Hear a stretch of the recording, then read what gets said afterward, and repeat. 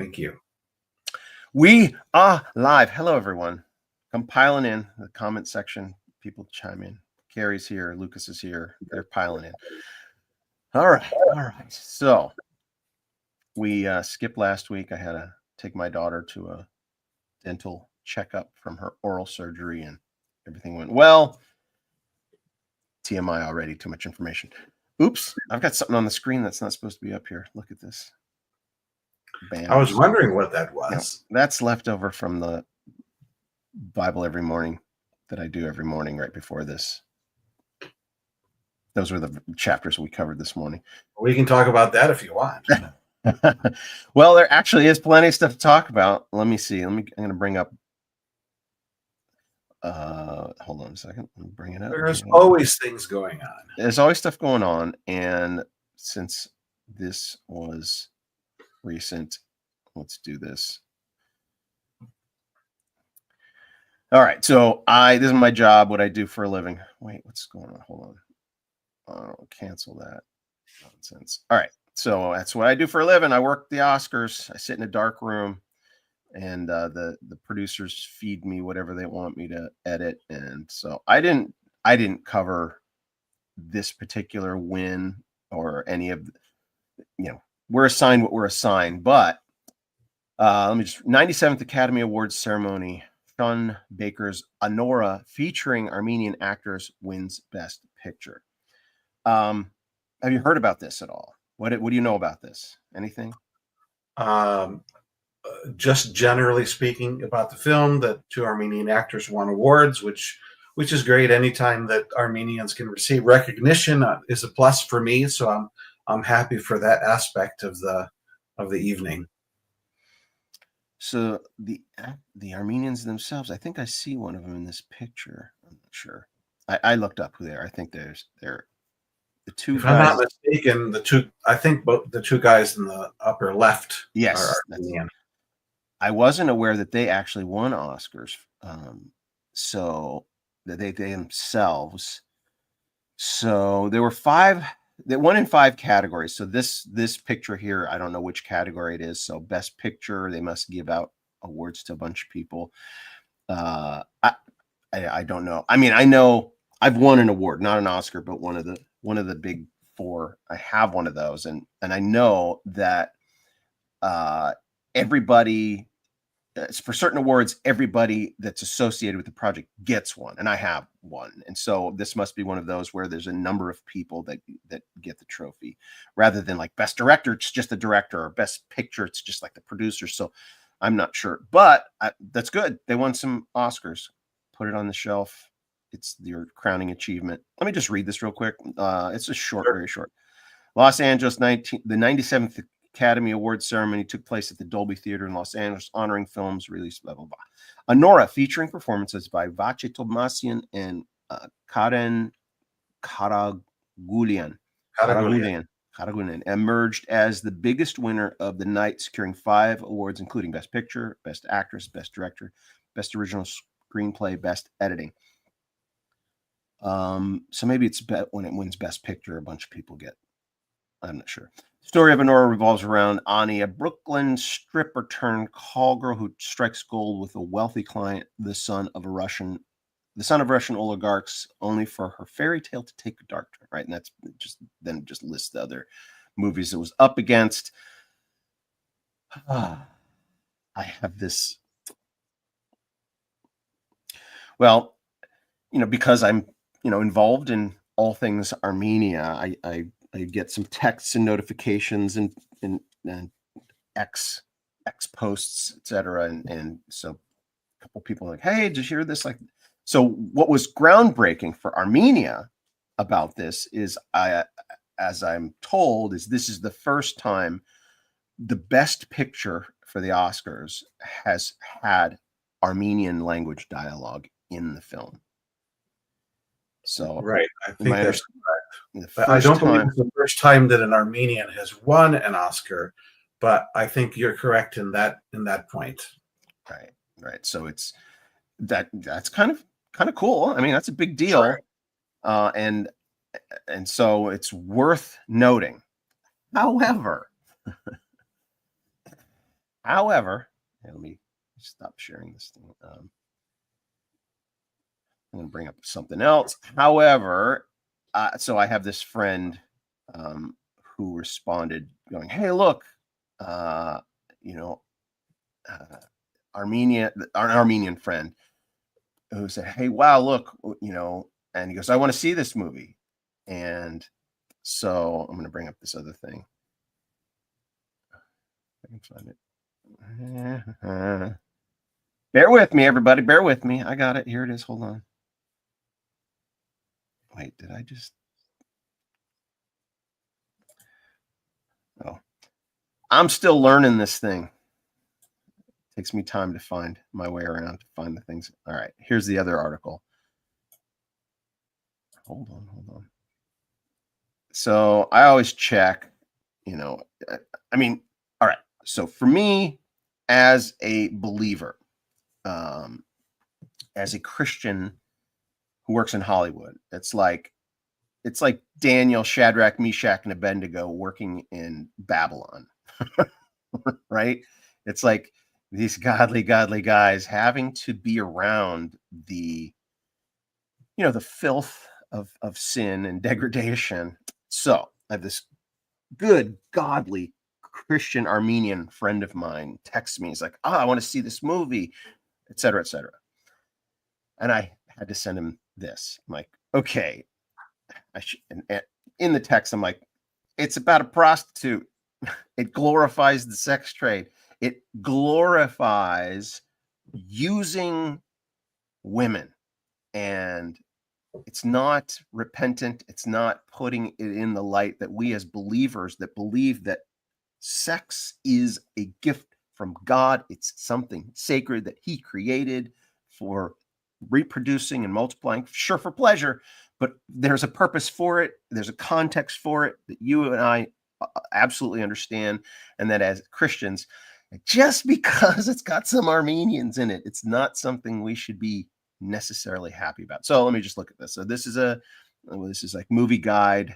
There's a couple like Christian movie review sites that I go to when I want to check on something. And me, as working in the industry, like I watch stuff like this from an artistic sensibility, but I would not recommend this to somebody who doesn't have a firm, foundation. Like I won't watch this movie. Maybe eventually someday I'll watch it, but I'm not interested because I know what it is. But here, basic review: language heavy, negative, violence, sex, nudity, stuff you see all the time on TV. What you need to know: Nora is a romantic dramedy that places much more focus on graphic, promiscuous sex than real romance. A stripper escort named Nora spends her nights trip, blah, blah, blah, right? So, and there's no plot, right? It's this gangster who marries the prostitute on a whim and then doesn't want to introduce her to his family because she's a prostitute. And then at the end,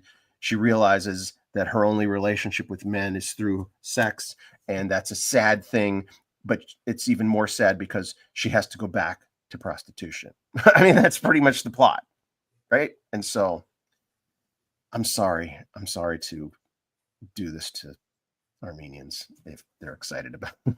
That's just I have to address it, right? It's like, as a believer, this is not the kind of content we want to keep producing in Hollywood. This is not what God wants, right? God created all things. In particular, he created storytelling. Storytelling is a thing, right? A created thing. God created it. He has a purpose for it. The purpose for it is not to glorify hedonism and existentialism, and right, it is.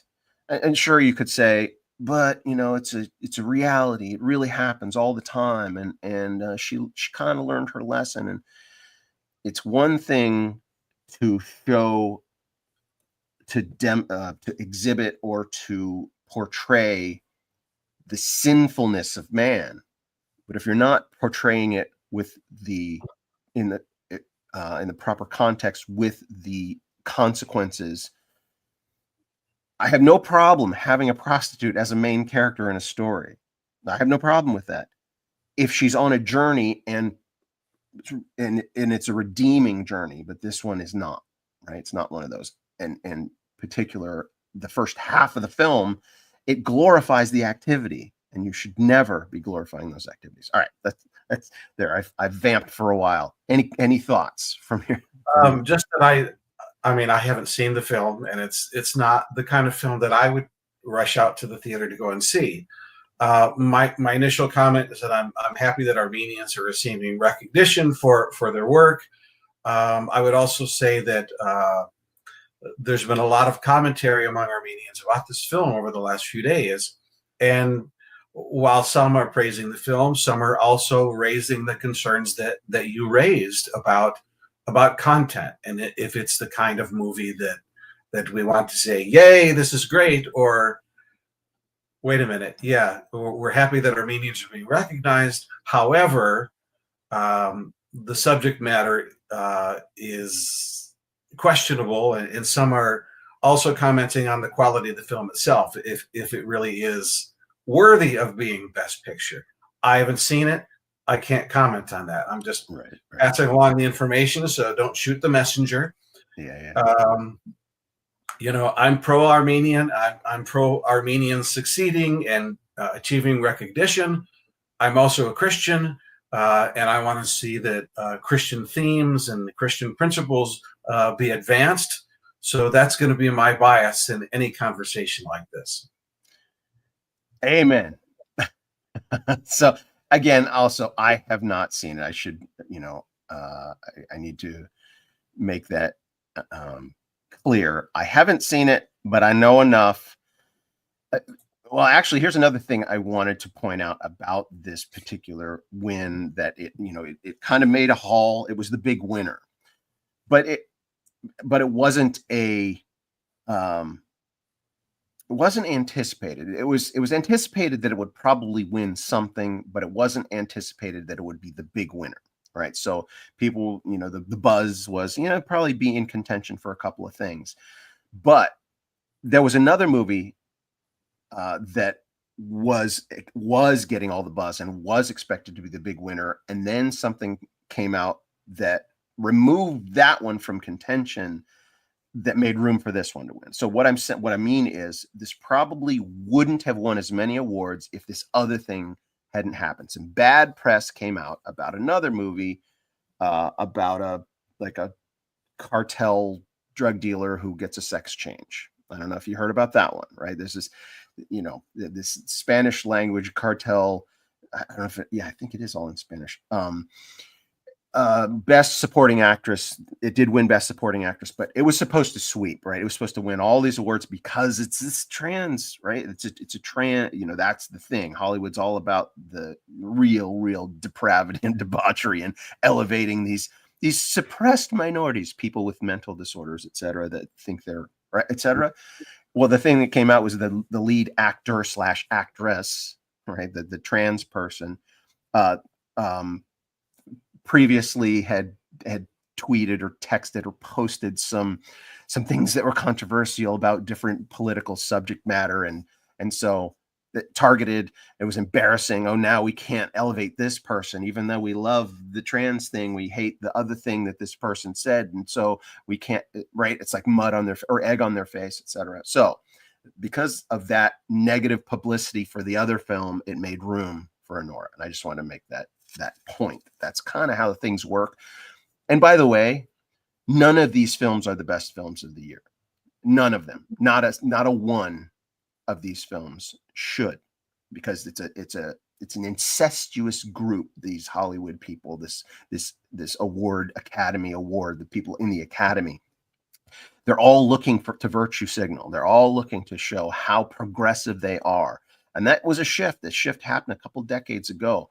It used to be blockbuster films that everybody loved, and this was a beautiful and gorgeous movie. Those were the ones that would win. Now it's all these. It's all about the nonsense. All right, so shifting gears, and this is a topic that you brought up, but I'm glad you sent this. Tell me about this. I'll just read part of the article. The LA Kings hockey team issued an apology on Saturday after it was revealed that scarves and other merchandise bearing the Armenian trim color and sold during Armenian Heritage Night were manufactured in Turkey. That's the headline. I mean, that kind of speaks for itself. I mean, it's understandable how Armenians would be upset about this. I mean, that was probably something that could have been checked out beforehand, since this is a bit of a sensitive uh, issue. And I mean, to the king's credit, they issued an apology. I mean, I'm glad for that, glad that they did it. I think in the future, check the label, see where it's coming from before you put it out there.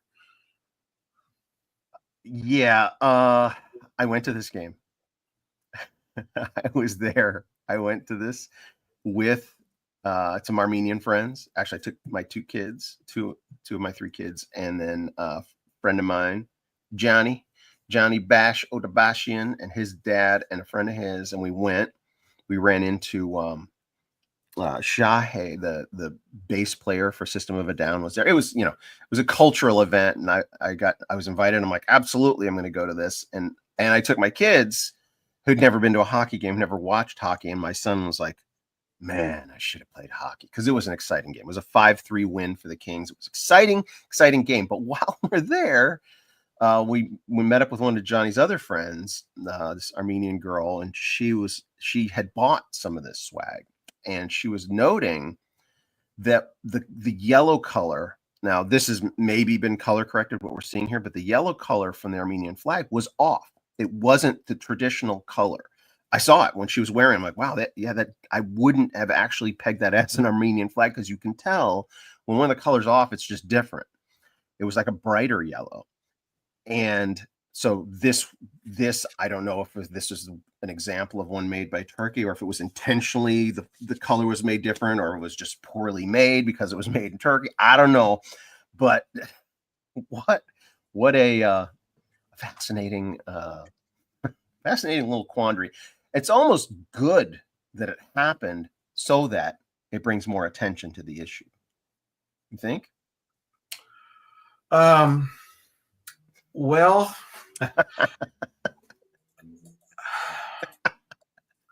I don't know.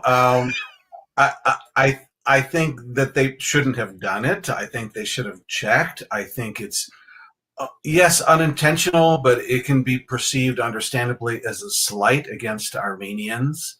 Um, One interesting thing, you mentioned yellow in the flag, where the Armenian flag, I believe the third color is actually orange and not yellow. Okay. Yeah. If it's yellow, that's actually the Colombian flag. And that's what actually somebody said. Like, I think Yeah. Johnny had said, well, what is this? Colombian? I think that's exactly what they said. Right. Right. So it was more of a yellow color. Right. So that's one of the tells. But yeah, very, very interesting. I mean, this is, I wish that it hadn't happened. I think if I were Armenian by birth, by nationality, I would probably be offended by this, given how Turkey has treated Armenians even up till today. It's could have been avoided.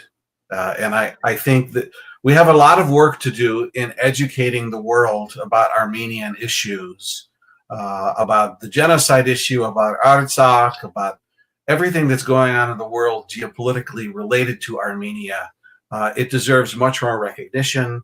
I mean, there are things that should be front page news right now that are not, like the sham trials in Artsakh, right, and Azerbaijan for Armenians there. I mean, it should be, everybody should be talking about it, and they're not. Instead, they're talking about two Armenians winning Oscars. When personally, I'm not trying to slight success of Armenians, but I'm more concerned about what's happening to Armenians who are being unjustly imprisoned and put on trials for fake crimes and fake charges. So sorry, I had to put that in there. I'm with you. And what this should be, right? What should be have happened is, after Turkey has owned up to their role in the atrocities of 100 years ago, and are making amends. A Turkish company offers to make swag for Armenia, right? That would be great, right? If it was made in Turkey, but because of their acknowledgement, right? We need reconciliation. That's all we're after, right? Reconciliation, the confessing of sins corporately as a nation. That is what is yet undone.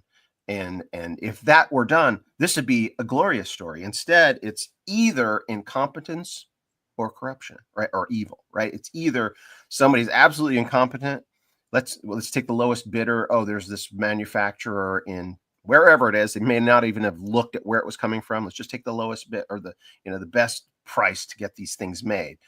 Happen to be Turkey, or somebody somewhere made that intentional decision. And I don't know. I hope that it wasn't intentional. Right. And I will try to accept it at face value that it is not. Right. And simply hope that it was an honest mistake. But let it never happen again. Let it never happen again. Let me find, and you have another. Yes. Speaking of Turkey, which of these other two articles do you want me to bring up? Russian border guards withdraw Armenia-Turkey checkpoint. I think this is interesting as well. All right, let me put this one up. Withdraw from Armenia-Turkey checkpoint. It's coming, people. Bear with me. I'm only as fast as the technology. There we go. Wait, what's this? That's not what I... Hold on a second. Close. There it is. You got it? Oh, yeah, I did hear about this. So it's not coming up, so I'll read the headline again. Russian border guards withdraw from Armenia-Turkey checkpoint. Border security operations at the Margar checkpoint on the Armenia-Turkey border are now being carried out exclusively by the Armenian border guard forces after withdrawal of Russian guards.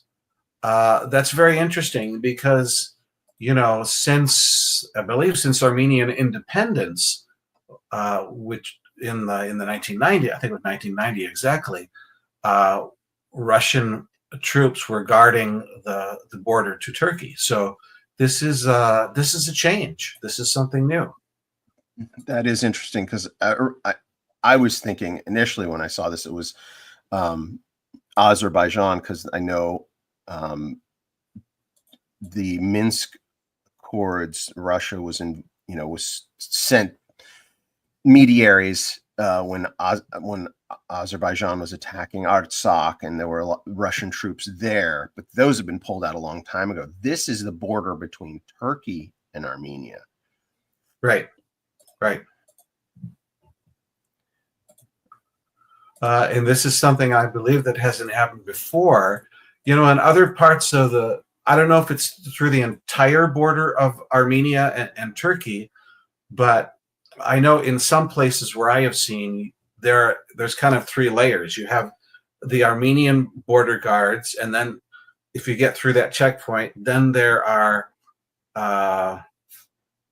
Russian border guards after at the border itself with towers, towers on either side of the border, and there are Russian soldiers there or Turkish soldiers on the other side, and it's definitely very closed off. So this is something new. Where it's going, I don't know. I just thought it was interesting that this was taking place. We don't know what to think about it necessarily at this point, right? Right. Now, the other headline I think also is significant. Let me pull that up. Shall I read it? Are Azerbaijani authorities to close UN and International Committee of Red Cross offices. Now, why would a sovereign nation kick out the Red Cross of all organizations that is there to offer humanitarian assistance to those in need? Why would they kick out the Red Cross? Azerbaijan. I know. Oh, teacher, I know. Yes, you with your hand raised. You in the What front row. answer? Well, the Red Cross is a Western humanitarian organization that wants to do good. Can't have that. I mean, that's my initial thought. And they're being thrown out of a country. Let's see. That is putting Armenians on trial for fake charges, denying access to the Armenians to check on their well-being. Do you think there could be any kind of connection between the two? Mm. Yeah. So, crimes against humanity is the term. I guess that's. I guess that's the what the terminology is, but in the International Criminal Court, when you have, different governments paying attention to atrocities around the world, crimes against humanity is the standard, right? This created standard. In fact, the term was coined during the Armenian genocide by U.S. diplomat. I forget who it was specifically, but in a letter, that phrase was coined, crimes against humanity. So fast forward to the Nuremberg trials. The Nuremberg trials, they tried the Nazis. That's what the phrase was. They've committed crimes against humanity. That is happening actively in Azerbaijan right now. Crimes against humanity. And if you have Western anything in that nation observing this, they have more direct access to tell the rest of the world. So eject them. Not a good sign for these people being held in prison. No, it's very concerning. I'm deeply concerned about what's happening to the Armenians who are being illegally held in Azerbaijani prisons and put on fake trials. I mean, this is a supreme injustice. That this is a crime against humanity, and this is what I alluded to earlier. People need to be. This should be front page news. What is happening? Absolutely, you took the words right out of my mouth. And another headline, which I didn't send: former Artsakh leader Bako Sahakian bravely affirms Artsakh's right to self-determination in sham Baku court. So he's one of the people that's being put on trial right now. He is the former president of Artsakh, who I have met. I don't know him well. I just met him one time. But he made this statement in the trial, which I got to say is pretty brave. To make this statement in a hostile territory, but I give him a lot of credit for saying this. Let me read the headline again. Former Artsakh leader Bako Sahakian bravely affirms Artsakh's right to self-determination in sham Baku court. So how many of us would have the courage to, in the face of an enemy like this, being put on trial, to make a statement like that? I think it's brave. I think it's courageous, and he's 1,000% correct. Yeah, and he's in a position. The beauty of the world we live in today is information technology is instantaneous. Well, so this is a sign. The removal of the Red Cross is you will know them by their fruits. They're trying to remove Western influence. Yet, information technology, we're connected now. We're connected throughout the world, and so this guy standing up in that courtroom is akin to, a saint being burned at the stake and uttering the truth that Jesus Christ is God. No matter what you tell me, I will not. I will. It's the bravest thing a person can do, right? It's what is this life about? It's about standing up for what is true and believing what is true and making sure people know the truth against all odds and not caving to pressures, no matter how severe. And in case I didn't make it clear, these two headlines of the Red Cross being kicked out and the statement by this former Artsakh president, I mean, they are absolutely connected. They are related, part and parcel, to the same issue. This is why Azerbaijan is doing this, because they want to silence opposition. They want to to cover up, they want to hide what it is that they are doing. And that's why I say again that both these headlines should be being talked about by major news organizations, not only in Armenia, but in America, in Europe, around the world. And I think what we can do as citizens, whether we are American citizens or Armenian citizens, we need to be shouting from the rooftops, holding our leaders accountable, contacting press organizations, saying we need to talk about this, we need to address this. That's one of the reasons that we're doing this show every week, so that we can raise these issues. And we need to make our voices louder and louder until people start listening. And we need to keep talking about it to the point of we're annoying people, and they're tired of hearing about it, and they finally start covering it, so that people will finally address this. We need to get noisy about this. On that note, everybody watching, whether you're watching live or you watch this later, pass this on. That's the one little thing you can do at the very least is pass this on, pass this video on, or find these articles, pass those on, pass them, at least one person, pass it on. That's the beauty of the new media, is you don't have to wait for the mainstream to get a hold of it. Pass it on. I think the time is coming when these things are going to be front page news. And with that, we're way over time. Good to see you, Daniel. Good to be back at it. I've got so much going on, but I got to get to work here. I got to go work on some terrible things. Sometimes I get good stuff to work on.